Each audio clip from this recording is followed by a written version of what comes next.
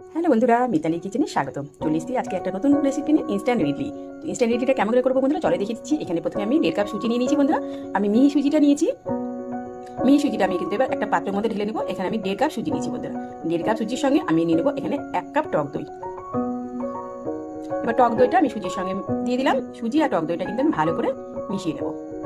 একটা হুইস্কির সাহায্যে আমি মিশিয়ে নিয়েছি, তোমরা কিন্তু একটা চামচের সাহায্যে মিশিয়ে নিতে পারো। তো ভালো করে আগে প্রথমে মিশিয়ে নেবো অনেকক্ষণ ধরে বন্ধুরা। তারপরে কিন্তু আমি এর মধ্যে একটুখানি জল দেবো। জলটা দিয়ে আবার কিছুক্ষণ আমি নাড়াচাড়া করে ভালো করে মিশিয়ে নেবো। দিয়ে কিন্তু আমি এটাকে প্রায় 1 ঘন্টা ঢাকা দিয়ে রেখে দেবো। তোমাদের যদি হাতে সময় কম থাকে তোমরা কিন্তু 1/2 ঘন্টাও রাখতে পারো। তো দেখো ভালো করে আমার কিন্তু মিশানো হয়ে গেছে। এবার কিন্তু আমি এটা ঢাকা দিয়ে রেখে দেবো। খুব তাড়াতাড়ি হয়ে যায় বন্ধুরা ইডলিটা। তো দেখো আমি ঢাকা দিয়ে রেখে দিলাম। এবার আমি ইডলি মেকারটা নিয়ে নিয়েছি। ইডলি মেকারে আমি কিন্তু অয়েল ব্রাশ করে নেবো। এবার অয়েল ব্রাশ না করলে কি হবে বলো তো, আটকে ধরবে, ঠিক মতো ইডলিগুলো উঠবে না। তো আমি প্রত্যেকটা ইডলি মেকারের মধ্যে প্রত্যেকটাতে আমি অয়েলটা ব্রাশ করে নিচ্ছি।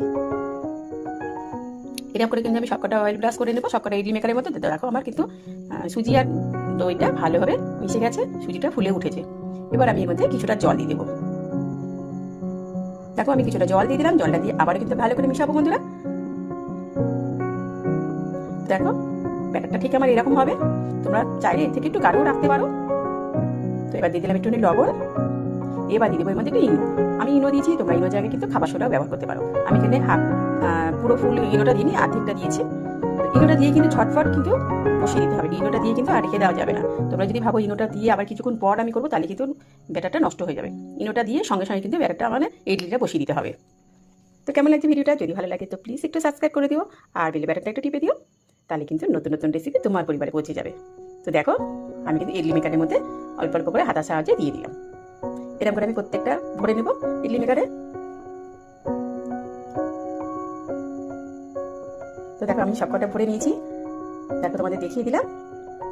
এবার আমি একটা পাত্রে জল দিয়ে দিয়েছি, মানে ইডলি মেকারের পাত্রের মধ্যে জল দিয়েছি। জলটা অবশ্যই কিন্তু অল্প রাখতে হবে ইডলি মেকারে, যাতে তলাটা যেন ভিজে না যায় সেই পরিমাণে কিন্তু আমাকে জলটা রাখতে হবে। তলাটা যদি বেশি জল দিয়ে ফেলো তাহলে কিন্তু ইডলিগুলো ভিজে যাবে। তো আমি এখানে ঢাকনাটা লাগিয়ে দিলাম জাস্ট 10 থেকে 15 মিনিট। 10 থেকে 15 মিনিট পরে কিন্তু আমার ইডলিটা কমপ্লিট হয়ে যায় বন্ধুরা।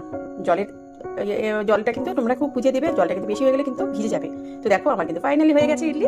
তো দেখো ইডলিগুলো একদম ফুলে উঠেছে। তো আমি একটু ঠান্ডা করে নিয়ে আমি চামচের সাহায্যে একটুখানি সাইডটা কেটে নিচ্ছি আগে। তো দেখো আমি একটু ঠান্ডা হয়ে গেছে, চামচের সাহায্যে কেটে নিলাম। তো দেখো আমার কমপ্লিট হয়ে গেছে ইডলিগুলো। সবকটা থালার মধ্যে আমি সাজিয়ে নিয়েছি। তার সঙ্গে দিয়ে দিলাম বাদামের চাটনি। তো কেমন লাগলো? সবাই ভালো থেকো। পরের ভিডিওতে কিন্তু আবারও চলে আসবো নতুন নতুন রেসিপি নিয়ে তোমাদের মাঝে।